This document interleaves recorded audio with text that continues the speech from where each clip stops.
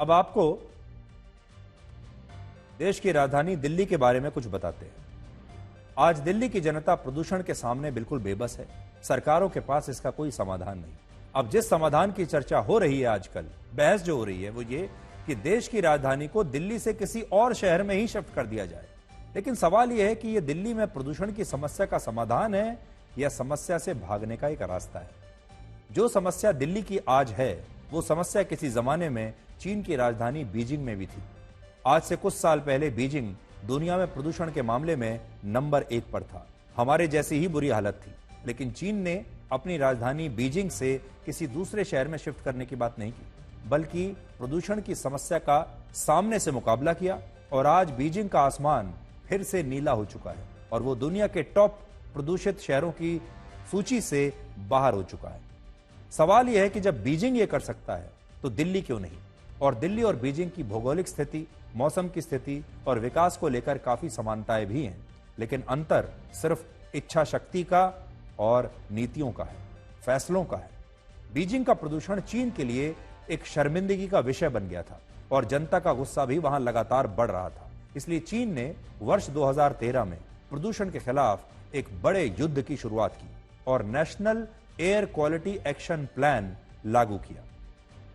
चीन ने प्रदूषण फैलाने वाली फैक्ट्रियों को बंद कर दिया, ऐसे उद्योगों को शहर से बाहर शिफ्ट कर दिया जिनसे प्रदूषण फैलता था और इन सब पर बहुत सख्त निगरानी शुरू कर दी। ऐसी निगरानी हमारे दिल्ली में नहीं है, हमारे देश में नहीं है। हमने भी ये काम किए हैं, उद्योगों को बाहर शिफ्ट किया है, फैक्ट्रियों को बंद किया है, लेकिन हमारे यहां निगरानी नाम की कोई चीज नहीं है। बीजिंग में कोयले के इस्तेमाल पर सख्त प्रतिबंध लगा दिया गया और प्राकृतिक गैस को बढ़ावा दिया गया, जबकि दिल्ली और आसपास के क्षेत्रों में 12 थर्मल प्लांट हैं जहां कोयले से बिजली बन रही है और इनसे पराली के प्रदूषण से 16 गुना ज्यादा प्रदूषण होता है।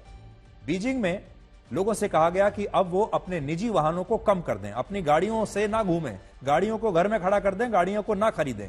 पुरानी गाड़ियां वहां के सरकार ने बिल्कुल बंद कर दी, कोई पुरानी गाड़ियां नहीं चलेंगी और इलेक्ट्रिक व्हीकल्स को बढ़ावा दिया।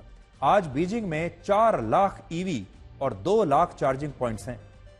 पब्लिक ट्रांसपोर्ट, साइकिलिंग और पैदल चलने वालों को प्रोत्साहित किया गया और वहां अमीर लोग भी अब साइकिल पर या पब्लिक ट्रांसपोर्ट पर चलते हैं। प्रदूषण का डेटा इकट्ठा करने के लिए उन्होंने सेंसर लगा दिए और इस डेटा पर वो तुरंत सख्त एक्शन लेते थे। ये नहीं कि डेटा को ही नकारना शुरू कर दिया कि डेटा झूठा है। वर्ष 2013 में बीजिंग में PM 2.5 का स्तर 101 था। सोचिए 101, जो वर्ष 2023 में गिरकर सिर्फ 39 रह गया और हमारे देश में प्रदूषण का वही स्तर आज भी 400 के आसपास है। तो सोचिए हमारे दिल्ली में जो प्रदूषण का स्तर 400 है इस समय, वो 2013 में बीजिंग में 101 था और इतने पर भी उन्होंने इतना सख्त एक्शन लिया और अब 2023 में तो सिर्फ 39 रह गया, जो दिल्ली के लिए एक सपने के जैसा है।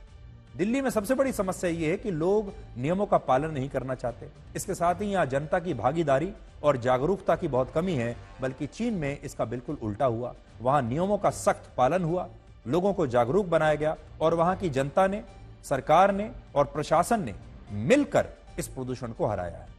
आज आपको यह भी बताते हैं कि भारत में राजधानी को बदलने की जो बहस चल रही है उसमें कौन सा शहर सबसे आगे है। क्या आपने कभी सोचा है कि अगर भारत की राजधानी दिल्ली से कहीं और शिफ्ट हो जाए तो आपके हिसाब से वो शहर कौन सा होना चाहिए? इस बहस में लोगों की पहली पसंद है मध्य प्रदेश का शहर इंदौर, क्योंकि इंदौर पिछले 7 वर्षों से देश का सबसे साफ सुथरा शहर है। इसके अलावा कुछ लोग कोलकाता, बेंगलुरु, चेन्नई, चंडीगढ़, मुंबई या इम्फाल को भी भारत की राजधानी बनाने की राय दे रहे हैं।